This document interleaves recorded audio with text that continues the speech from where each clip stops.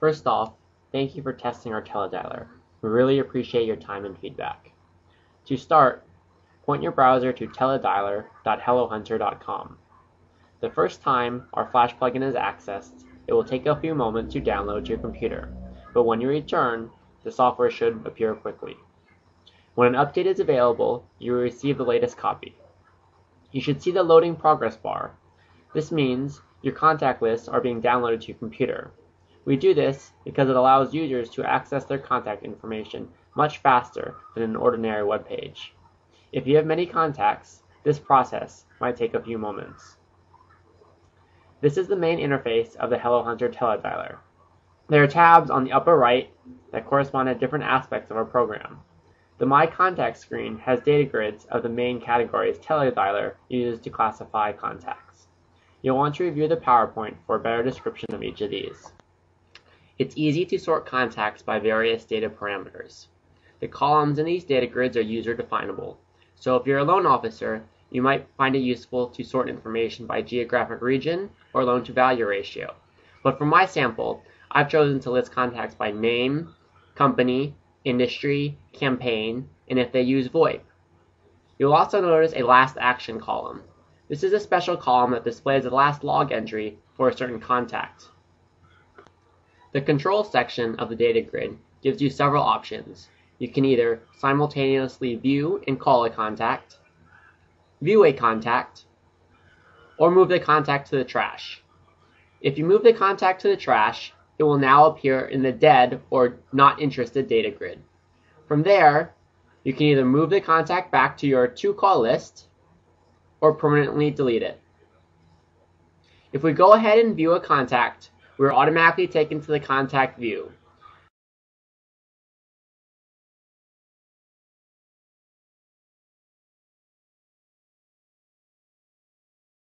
This is the main tab where users will conduct their calling. It has all the information about a contact, including controls allowing you to initiate phone calls.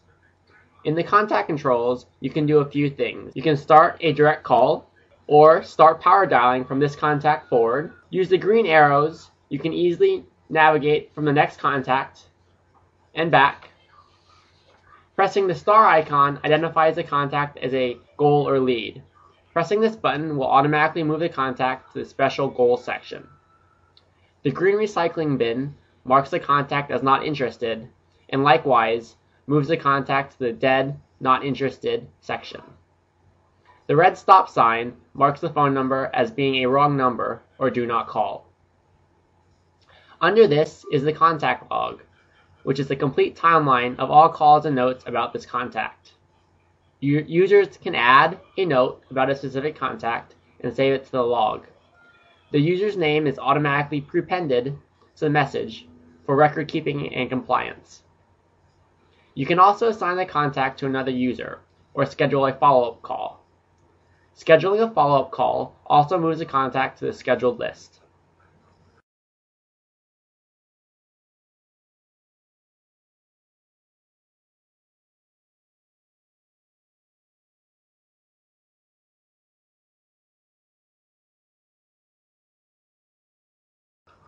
On the left, you have all the database information about a contact.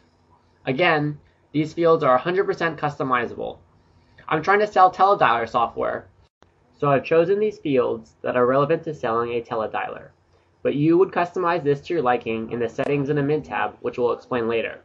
To edit any of this information, all you do is click on the information you want to edit and hit Enter to update the database. If you make a typo, you can hit Escape and return to the old data. Above this is the call status.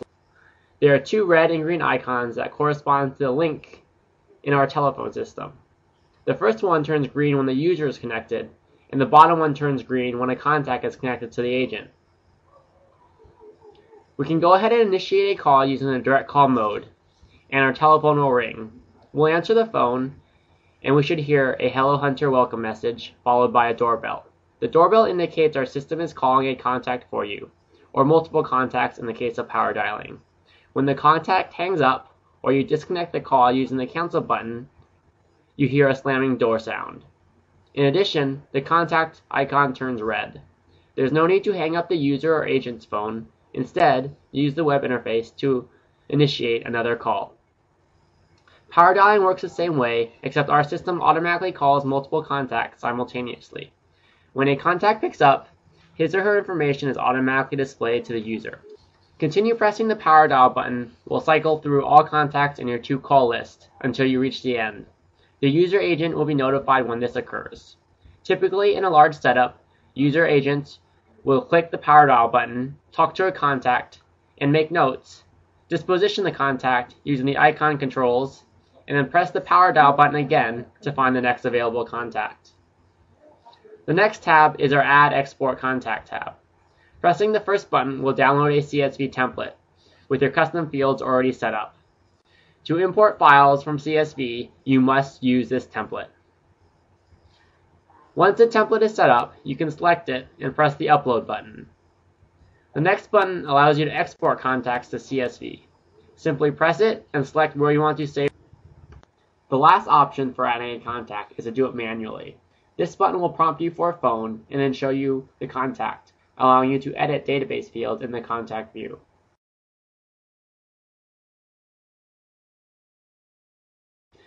The statistics field is not yet working. We expect it to be up before March 1st. The Settings tab allows users or agents to modify their setup to display the information they want in their contact data grids. Simply select and drag to add the column to the data grid. Drag to the trash can to remove it. Here, a user can also modify their phone number. This is the number the teledialer will use to call you, in addition to sending this number as caller ID to the called contact. The last tab is the Admin tab. Here, we can add and remove users and modify the database fields. To modify the order of the database fields, simply drag and drop them into the correct order. When you're done, hit the Save button. To add a field, simply type in the field name and hit Add Field. To implement these changes, you must log out and log back in. This completes our demonstration. We thank you for your time. Please email all bugs and features you would like added to matt@hellohunter.com. Thank you.